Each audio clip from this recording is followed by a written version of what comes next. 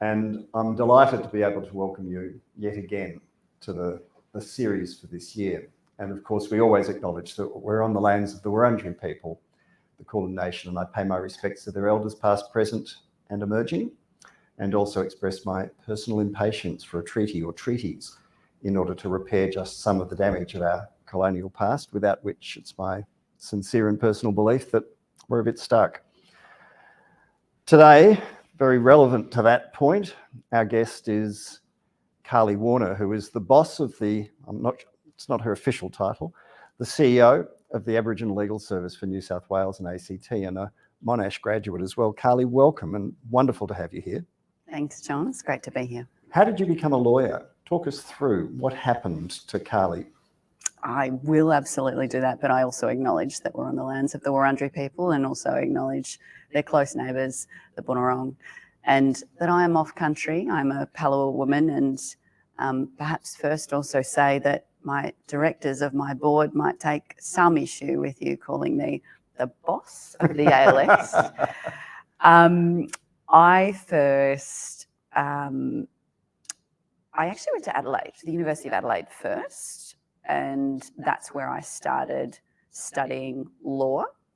It was always my hope that I might be able to come back to Melbourne, and part of my sneaky plan was to I can't remember actually what it is in terms of university anymore, but the equivalent of a secondment to Monash University, and then I needed to convince them to keep me when places were obviously tight, and with the help of Melissa Caston and others, I was able to convince them to keep me at Monash University. Why did you want to be a lawyer? Do you know, at the time, I thought going and becoming a commercial lawyer, making lots of money, was going to help my family, my community, and that power came with wealth. And so it often does. It does. And so that was the trajectory that I set myself. You will go to university, acknowledging that I knew no lawyers whatsoever. There wasn't anyone in your entire life that you sort of went, oh, I want to be like them? No. I had people asking me as a kid, and I reflect on it now, and it was a bit harsh, but, you know, people would say, you're going to be a hairdresser like your mum? No way.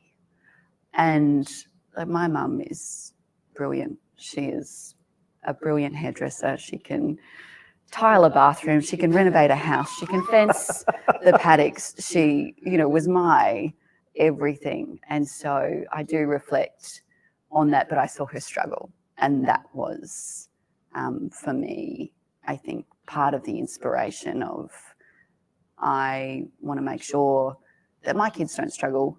I want to make sure that my community doesn't struggle. And I want to make sure that I can look after my mum.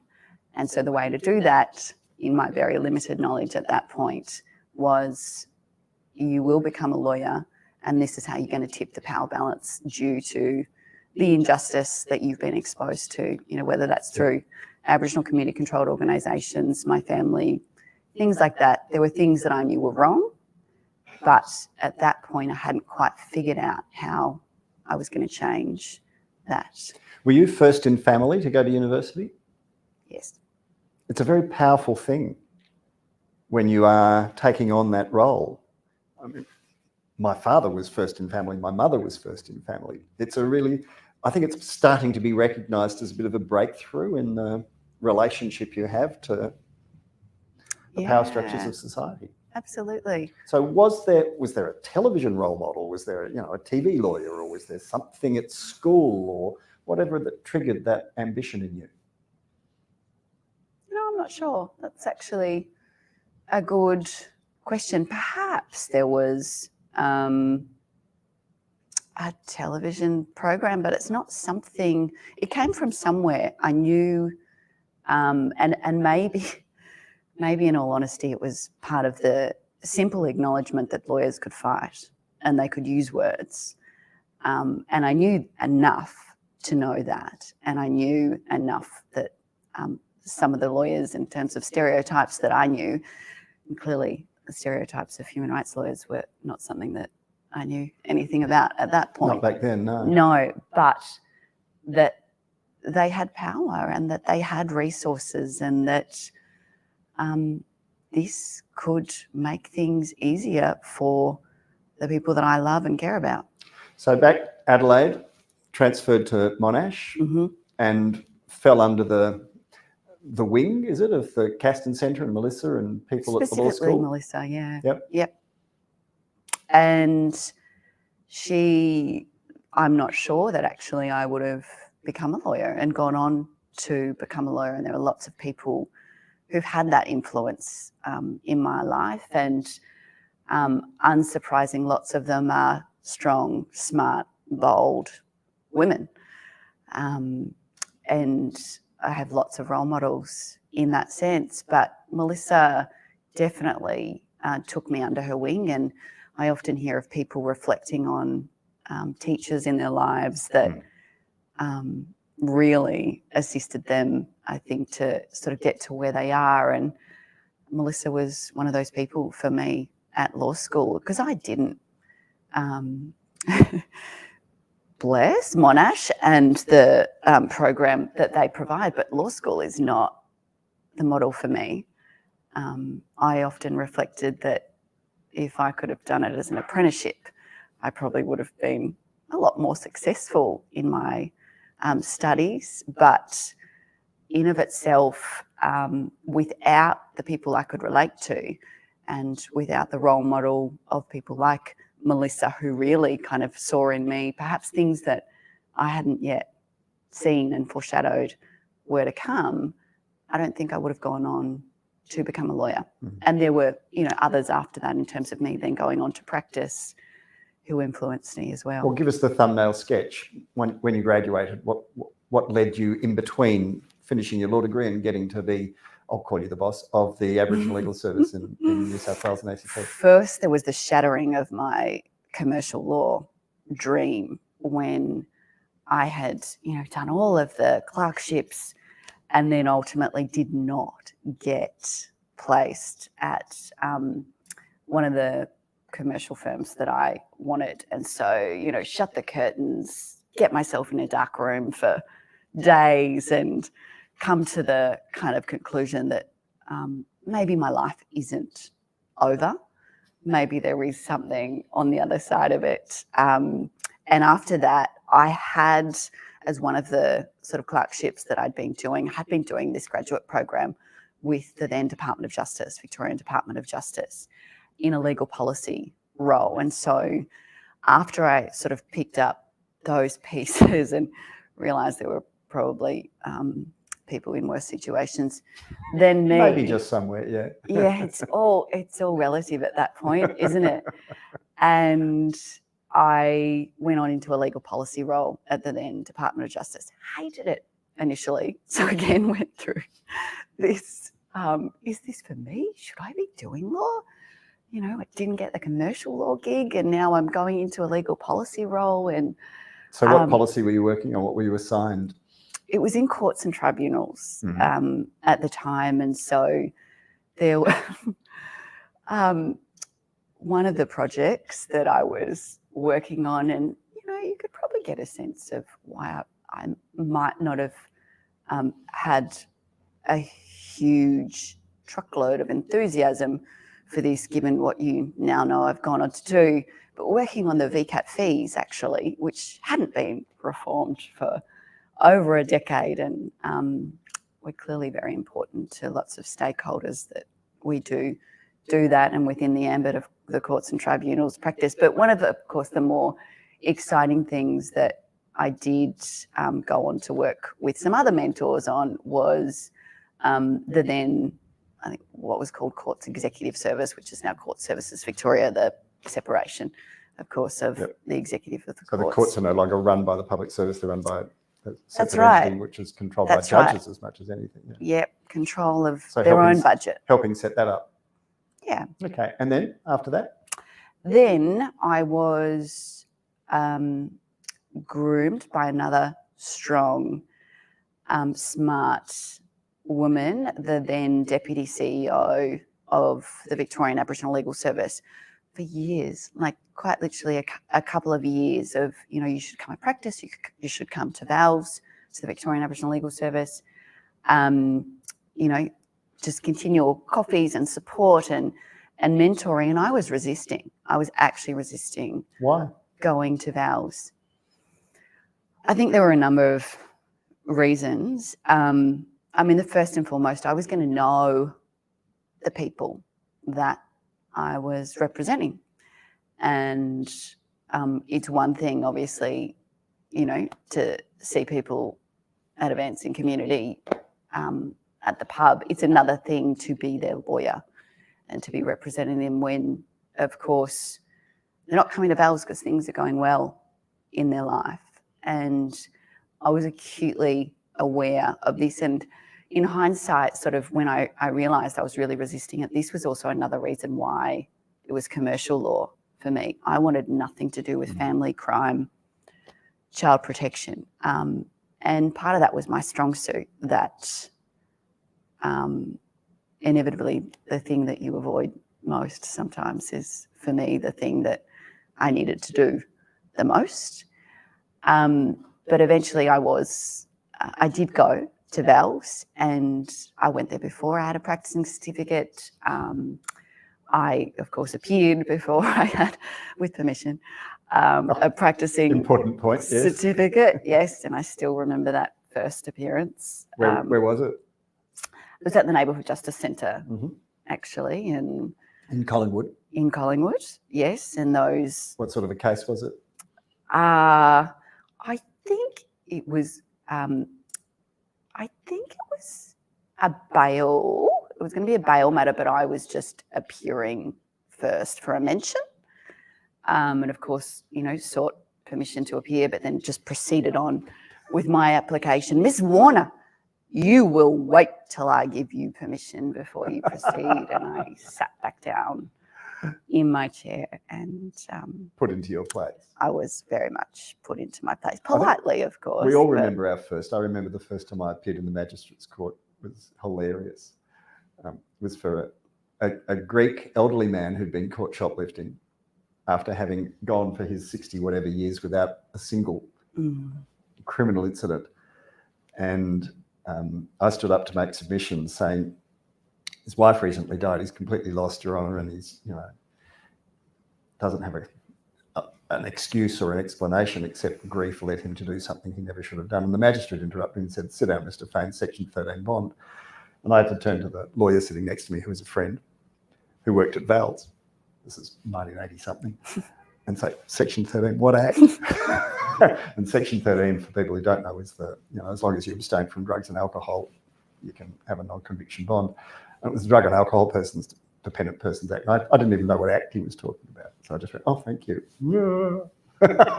So it's seared into your memory, isn't it? That first appearance. Yeah, absolutely. Yeah, you never lose it. No. And then you went on, you got admitted. I did. How long did you work at VALS? I worked at VALS for a few years, practicing as a solicitor for a couple of those, but then went into a role as the executive officer of the National Aboriginal and Torres Strait Islander Legal Services. Yep. And that came about sort of through some conversations of, I felt like I was bashing my head up against a brick wall in court of seeing, the same friends and community members coming back, and thinking there had to be more that I could do to change things. And unlike what you're advised throughout university, I did the back to front thing. I did policy and then I practiced, whereas, of course, lots of the advice is that you ought practice first and then go into a policy role. But for me, I think amongst the constant and sort of overwhelming desire that probably I inherited, that I could change things and ought change things, I knew that there was someone like me, sitting behind a computer screen when it came to drafting parliamentary council instructions of bills, and obviously at the direction of what the government of the day wanted. But I knew that things could change. But a couple of years at the coalface, do you recommend it? Because it gives you, in my view, it's informed everything that you do after that. You never forget it. Was it useful to have those few years on the road, in the magistrate's court, day after day after day, doing all that, nitty gritty, sometimes unpleasant, but absolutely, vitally important work? Absolutely. I sometimes miss it, despite the also knowing that advocacy comes in many forms. Change happens in many ways. It's not just inside a courtroom. But I really would recommend it. And as much as, again, it was a constant struggle for me, and even the way that lawyers debrief after court, and constantly, day in and day out, of the vicarious trauma that they're dealing with, I struggled with that too, because... You mean personally you struggled? Personally, because I think sometimes the way that criminal defence lawyers cope is in that debriefing and in an abstract kind of... You go to the pub and get pissed. Dissociation way. But the things you talk about when you are pissed is the matters you've had, the clients you've seen, the people.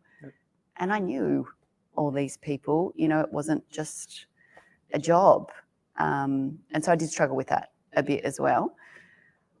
But I would absolutely do the same thing again, knowing what I know now. And again, sometimes I still get a bit of a thirst for, maybe I should go back and practice for a bit.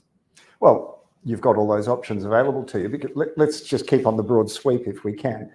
So then you went into the policy role as the national umbrella body of Aboriginal Islands, Torres Strait Islander Legal Services. How long did you do that for? 4 years, I think, in that role. And it was from there that I then went to the Aboriginal Legal Service of New South Wales. Yeah, for which you were headhunted, I'm told. Perhaps, but also, I put in an application and whatnot and was successful. Yes, so. And it is of enormous significance that there are now, there's an emerging coterie of Indigenous graduates, First Nations people with legal qualifications and experience who can take on these roles. Do you feel like you're a flag bearer or a standard bearer? No, I feel like there are lots of people who are the trailblazers that came before me. Am I happy to kind of be walking in that sort of trail? Absolutely. And will I do my part in ensuring that it's infinitely easier for the next to come after me? Of course I will. But, doing my bit, I guess. Yeah, but Pat O'Shane was the first woman Indigenous lawyer in Australia. Now, thank goodness, there's plenty of them. And we're starting now to see Indigenous judges. We're seeing First Nations people appointed to the judiciary in various places, and to Parliament. There's more First Nations people in Parliament than ever before. So it's slow, it's gradual, but it is happening, isn't it? We're getting there. It is, yeah, it is. And you're right, we have got more Aboriginal lawyers than we've ever had, and it is fantastic to sort of see them coming through and being able to, I think for a long time there was also the pigeonholing of, oh, well, you're an Aboriginal lawyer, you need to work in native title, or you need to work, in this specific thing, surely, because you know everything about Aboriginal people, don't you? You're an Aboriginal person. Any justice issue you're going to know about and want to work on. And so it's great to be seeing, people working in employment law and, all kinds of things. Yeah, it's really great. And yes, we need to do more to support more Aboriginal lawyers coming through. Absolutely. I remember Pat O'Shane telling the story about when she went to the Central Australian Aboriginal Legal Aid Service in its very early days. And she thought, oh, they're going to love me because I'm an Aboriginal woman lawyer. And they went, you're not one of our mob. What are you doing here? And she couldn't understand it. And it took ages to kind of learn that it wasn't automatic. And for white fellas, it's even harder to learn those lessons. We have another layer to unpeel. So now at the Aboriginal Legal Service in Sydney, which has just celebrated its 50th anniversary, congratulations, Thank you. which is an extraordinary milestone. And we can't calculate the difference that it's made. What are the issues that you want to have addressed? There are rooms full of reports, recommendations from law reform commissions, inquiries of every imaginable kind, from deaths in custody through to taking kids away. What are the things that are on your to-do list that you'd like to see finally addressed? Thank you. First, it is a significant milestone. The ALS was not only the first ALS, it was the first free legal service in the country. Yep.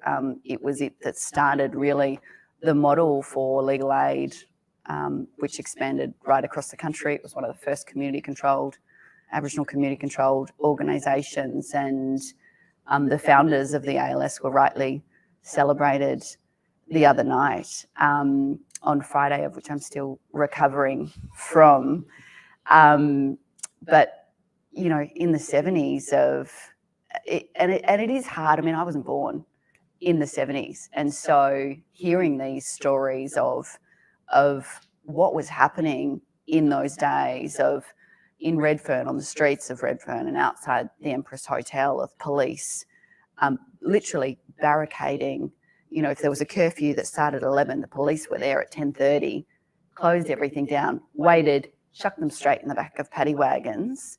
Amongst other things, chucking was probably one of the nicer things that they did, and charged them with drunken disorderly, regardless of any sorts of circumstances, regardless of whether they'd been drinking. And that was Redfern. What happened in Wilcannia or out in Burke or wherever else, and then Queensland, the Northern Territory, don't even start. Absolutely. And I tell that story, of course, to recognise the founders of the ALS, but also to the latter part of your question about what are the issues now. It is not lost on me and so many others that the very issues that meant the ALS was set up in the first place are still some of the issues we're grappling with now. I mean, it was only in the last sort of 12 months that we had a LEC report come out, the Law Enforcement Conduct Commission in New South Wales, a matter of a police officer tweaking the nipple of a young boy who was restrained on a stretcher after a mental health episode and laughing about it. And so, these are the sorts of things that are continuing to happen. And there are so many examples of things like that. And underlying kind of, whether it is we're talking about police misconduct, police brutality, deaths in custody. Our coronial team are currently dealing with over 29 death in custody matters. And I mean, that's the least of our worries, right? The impact on ALS resources. There are more than 29 grieving families who have lost a loved one, potentially on a cold prison cell with no one around them, trying to gather answers years later due to lengthy delays in the coronial courts within New South Wales. There are kids being ripped away from their families while they're at childcare. The Family as Culture report is one of the huge things that we have in New South Wales, commissioned by Megan Davis and her team, which found that actively the child protection system in New South Wales is actively harming Aboriginal and Torres Strait Islander children. we need to completely overhaul the child protection system in New South Wales, and it's through the advocacy of the ALS, ABSEC and other partners that we were able to get the New South Wales government to bring forward their legislative reform agenda. They were going to put it back 4 years, despite having a report telling them how critical that was. And so thankfully that has been brought forward, but we need to stay on top of the implementation of the recommendations in there to make sure that we do have, not just in policy speak or in lip service, but there actually is self-determination embedded in the systems and services that are available in New South Wales and specifically in the care and protection system. And when we talk about kids being ripped away, we're still fighting to raise the age of legal responsibility in this country. We have recently heard of the Northern Territory say they'll go to 12 and then, of course, on to 14 of Tasmania talk about that they won't imprison under the age of 14. And of course, I say that deliberately, imprison, because lots of people like to use the word youth detention, which of course is just a kid's prison. But we're getting huge resistance to do that. You know, this can't be the model where you take kids from their families when they should be in school, they should be in playgrounds, they should be on country, and place them in a facility that is ultimately going to continually traumatise them. But that's what's happening. And underpinning kind of all of this is the structural racism that is embedded in justice systems around the country. How do you tackle that? Because it's not a secret, it's not new, it's been there for a long time, it's been there as long as anyone can remember. How do you turn it around? What do you do? We've had judicial training, we've had, diversity training, we've got an emerging coterie of Indigenous leaders, First Nations judges even some, but it's so slow to change. Yeah, I agree. And in the context of structures of power and influence and decision making, you got to hand it over. What we have been doing since invasion and since colonisation has got us to this point.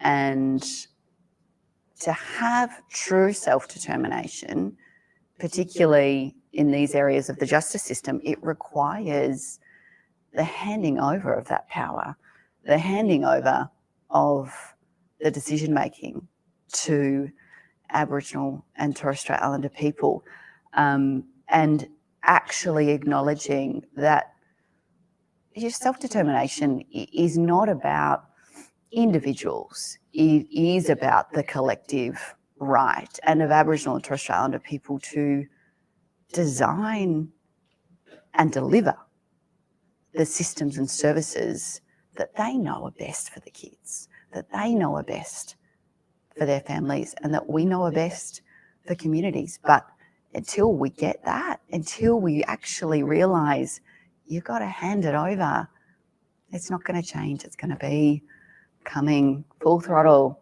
like an oversized. We've got a top-down model instead of a bottom-up model, haven't we? Yeah, or even, sort of a circular model, as it is often in our communities, that it is sort of the sharing of information and power and decision-making in a circular way. A collective way. We're about halfway through and we've got so many more things I want to talk about. And I'm sure there are things that are on your mind as well. Carly Warner from the Aboriginal Legal Service in New South Wales and ACT is the third in our series of 4. And before we finish, I must remember to tell you about our next guest that's coming up for the 4th in the series. And online, you can send us, using the chat function, you can send us questions. And here in the room, if you've got a question, we'll make sure that we have a way to include your questions if we have that opportunity as well. So don't be shy. Raising the Age is an important campaign. It's about politics, not so much about law reform. There's a Venn diagram where they overlap. Underpinning all of those campaigns, though, we've got at the moment the federal government committed to the voice from from the Uluru Conference, the Statement from the Heart, there are people in the Indigenous community who say, oh, it's meaningless. It's just a bit of a gesture and it makes white people feel good. It doesn't do anything for us. And then there's people in the Indigenous community who say the opposite. This is vital. And unless we get that done, we can't move on. Mm. Where does Carly want to line up? I think it's really understandable that there are people questioning, what will the impact be? There are so many people, and clearly I wasn't around then, but after the 1967 referendum, which was meant to be sort of a panacea, I think there are understandably lots of older people and elders who after that kind of went, well, yeah, but what's actually changed for us? And so there is that experience of referendums and successful referendums at that, and what change comes as a result of that. And, it's even that kind of context really, and that kind of led to some of the activism that ultimately led to the ALS and to legal services and community-controlled organisations. I think, and I could sort of talk about my sort of personal views about it. One thing is for certain. If we go to a referendum about the voice and of constitutional recognition of First Nations people, and the result is no, you will put, and I say you because it won't be Aboriginal and Torres Strait Islander people getting us to yes or no, you will put us back decades in terms of advancing the rights and outcomes for Aboriginal and Torres Strait Islander people. There is no doubt in my mind. And so as much as I think we must vote yes, because it is time that the recognition is there, it is time for a formal structure to provide views from Aboriginal and Torres Strait Islander people to the Parliament and to the executive government. That aside, any detail aside, it has to be yes, or we're going to go backwards. So if you commit to it, you've then got to make sure it works. How do you make sure it works? First of all, how do you secure hopefully bipartisan political support, given that you don't want that being a political wedge, that issue of all issues, you don't want it being used as a political football or a wedge. How do you go about building that coalition and groundswell? Look, I think we know it's coming. We know we're going to be used as a wedge, as a political football, as we often are. That's coming. And of course, there are lots of different ways that we can ensure, I think, that the answer is a yes, and lots of different tactics, and whether that's from campaigning, from community organising, media. There's a whole host of things that we need to be doing, and I know some of those tactics are kind of already playing out now. But ultimately, I think the detail is going to bring us unstuck. The question has to be a simple one from my perspective. So that you support the minimalist approach? I don't necessarily support there not being detail, but in many ways... You're being pragmatic by the sound of it. No, what I'm saying is that Aboriginal and Torres Strait Islander people need to understand the detail, and we should be involved in that detail. But for everyone else voting, you really fundamentally need to ask, do you want to advance the rights of Aboriginal and Torres Strait Islander people and recognise us as the first peoples of this country or not? And That's what it has to come down to, because it's your vote.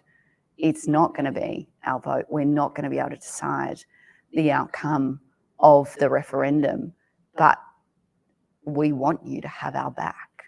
It's a bit weird, isn't it, when Jacinta Price on the right of politics and Lydia Thorpe on the left of politics, both strong Indigenous women in Parliament, and they've kind of come around the back almost, and they're both, well, it's not clear where they're going to end up in their position. Lydia Thorpe, I think, under a lot of pressure internally in the Greens, has ended up saying, well, maybe I'm not going to actively oppose it, but I'm not that excited about it.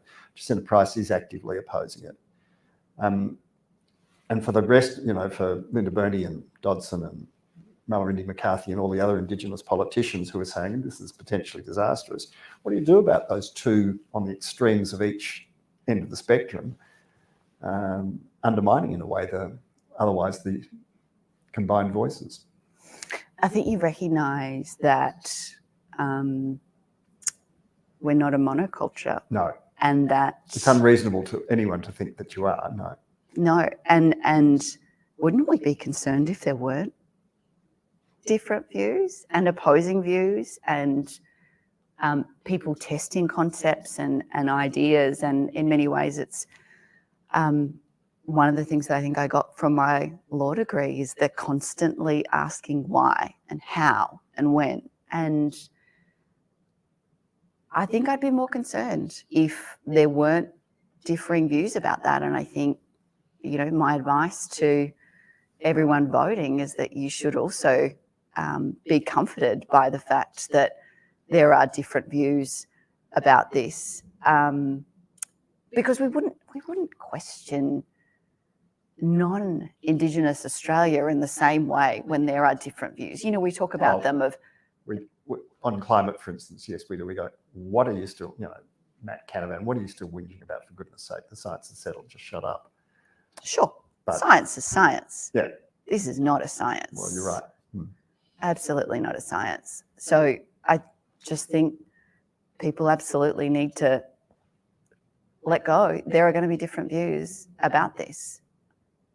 It's going to be an interesting one. It's going to be, the hope is that then there's an appetite for cleaning up some of the other anomalies and inconsistencies in our constitutional foundations. The Republic obviously comes to mind, but other things like, the fact that if someone's got dual citizenship, they can't sit in Parliament, which is absurd in a multicultural society. It's absolute nonsense, but it's there and we've got to get rid of that too. So there's a whole lot of other stuff, but let's not get distracted by that. Let's go back to some of the other issues. Your staff every day are representing Aboriginal people in the courts of New South Wales and the ACT who are still experiencing some of the most appalling imbalances in the number of people who are in jail, the number of people who are refused bail, the number of people who are sentenced to longer periods of time than white offenders convicted of similar offences and the like. What do we do about that day-to-day stuff? It's not as headline attention grabbing as some of the other things we've been talking about, but that's the daily reality in every court in every part of the state, every day. What do we do? How do we address it? Yeah. One immediate thing that would really assist is to make sure that we properly fund free legal help in this country. We have Medicare. We absolutely recognise that people need healthcare, but we are not providing the resources to ensure that people have access to legal help, and that needs to change. We also, I think, need to be recognising that, as you said, the justice system is stacked against Aboriginal and Torres Strait Islander people at every step of the way. And so there has to be that structural reform, the systems level change, if we're going to try and change some of these outcomes. And there are some glimmers of hope. We're working pretty closely with the New South Wales government to implement the national agreement on closing the gap. If there is actually that power and the influence and the decision making that I talked about before, if we actually get some of that shifting over into the hands of Aboriginal and Torres Strait Islander people, it's going to have a big impact. There's no doubt in my mind, but we need to go there. I also think they're in the shift of influence and decision making and power.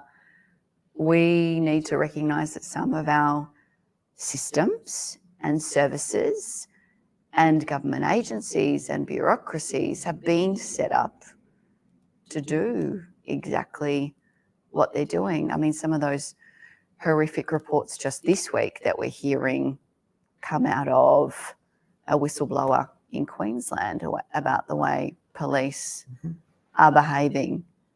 And what's being revealed in the coronial inquest into the shooting of a young man in Yuendamu.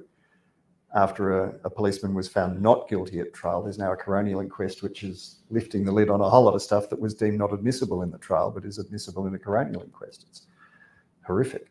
It is horrific. And I know it's outside your jurisdiction, so you may not want to go into any detail there, and I respect that. Yeah, no, I won't, but absolutely. And of course, that is an example of things that are happening on a widespread scale. And so is it like someone's lifting the curtain and we're getting a sneak into police culture from these various revelations in several states at once? Western Australia's had another episode recently. Victoria, there's been some inquiries. We've been getting sneak peeks for decades now. Why isn't anything haven't changing? We? They put on all this diversity and cultural training. Doesn't seem to be having much of a impact yet.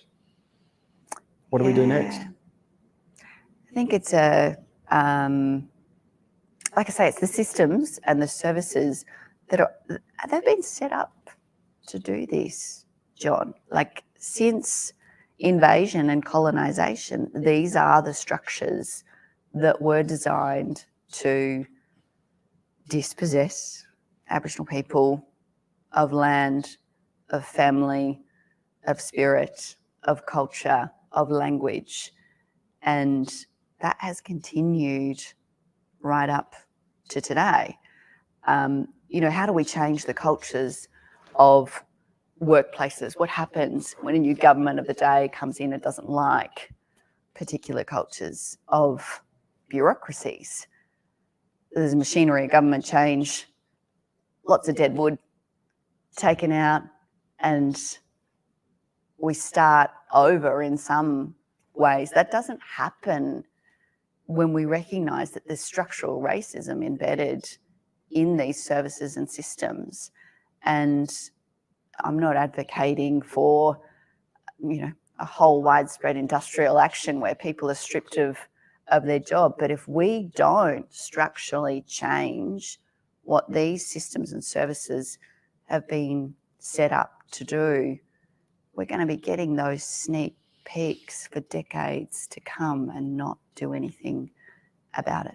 There's a disconnect, though, between what happens at the coalface and what happens at the policy level and the leadership level, where they say all the right things, but it doesn't impact down in police and prisons. It doesn't impact down at where it matters. The police associations or unions in every state are, enormously protective, of course, of their members, and they litigate ferociously. They fight everything tooth and nail. And in a way, it's almost as if they've become, whilst they say they want change, they've become one of the major impediments to change. I hope I get into trouble for saying that, but I think we've got to the point where we have to say, well, are you guys fair dinkum about this or not? Absolutely. And in similar ways, where there's a whole heap of resources getting pumped into private prisons who ultimately can spend a ridiculous amount of money making sure their data demonstrates that recidivism is decreasing as a result of going into a private prison. These are all things that we should be jumping up and down about. It is the ultimate profiteering of Aboriginal misery that is continuing, and we have to get straight to the point. There's a lot of effort has been put into trying to turn around horrific experiences of family violence, in particular making sure that women are better supported than they ever have been in the past. We've had royal commissions underway in several jurisdictions, certainly here in Victoria where we're talking, but in other states as well. Is that starting to improve? Are some of those changes starting to be obvious, to make their mark in lived experience in the communities? I think the recognition of it is absolutely increasing. And in terms of a Royal Commission, it was far too late even of itself. But Victoria and the Royal Commission, I think, has led the way for the rest of the country in making sure that this is given the attention that it deserves. But sadly, in New South Wales, and we've got a national Closing the Gap target to reduce family violence for women and children by at least 50% in the 10 years towards zero. We're not on track. We know that between 9 and 10% of women experiencing violence are Aboriginal and Torres Strait Islander women in New South Wales. 3% of all women surveyed over a 12-month period, all women, that is, had experienced family and domestic violence. And we can't forget sexual violence in this. Sexual violence is something, I think, often when we talk about family and domestic violence that is not brought to the forefront.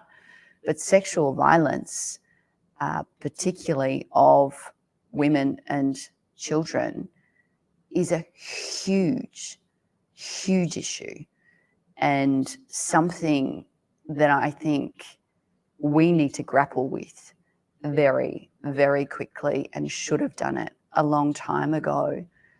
The trauma that this is continuing to cause for so many individuals, for families, for communities, and in many ways is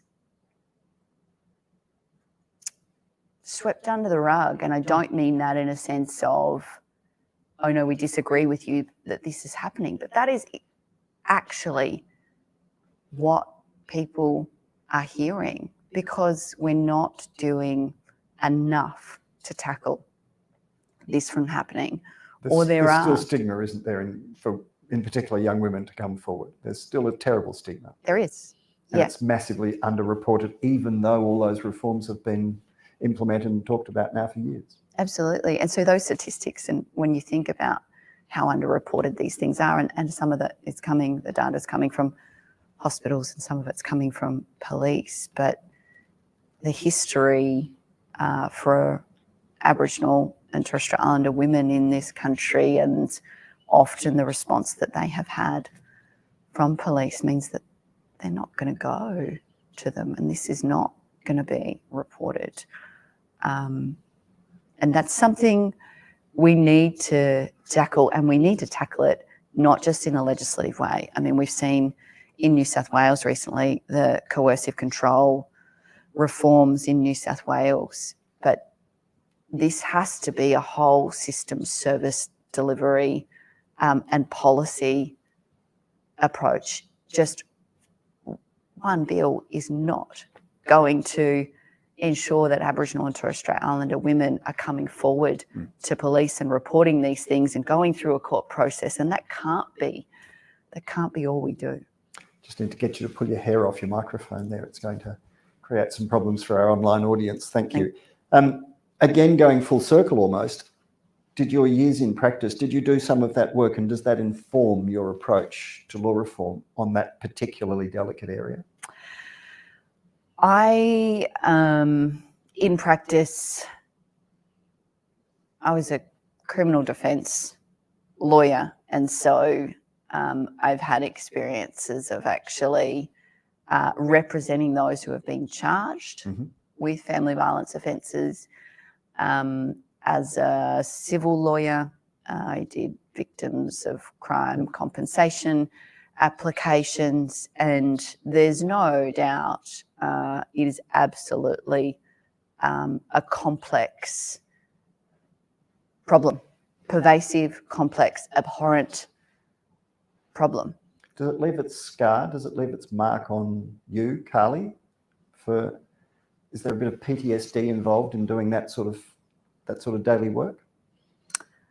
I think if it doesn't impact on you, then, you've probably desensitized far too much. And the very reason for me to continue practicing law was to change and to help. And so I think if it doesn't impact on you, then I've probably kind of welded on that strong suit a little bit too tightly. So it does, but nothing compared to the impact that is having on those people themselves. And of course, there's vicarious trauma, and there's also triggers for people. That is not to say lawyers representing people who are victims of family domestic sexual violence have also not suffered family sexual and domestic violence themselves. And so, yeah, we're human.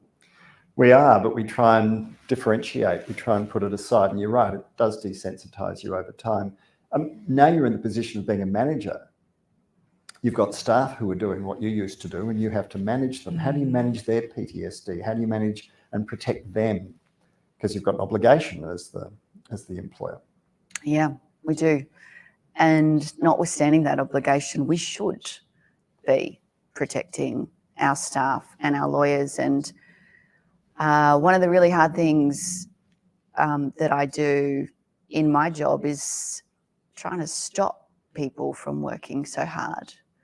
It's a bit counterintuitive for a boss. Yeah, it is. But I have to say, because of the state of funding for Aboriginal and Torres Strait Islander legal services and free legal help in this country, unfortunately our lawyers aren't coming to us because of the high salaries, because they want a way to pay their mortgage. That's why they're leaving us.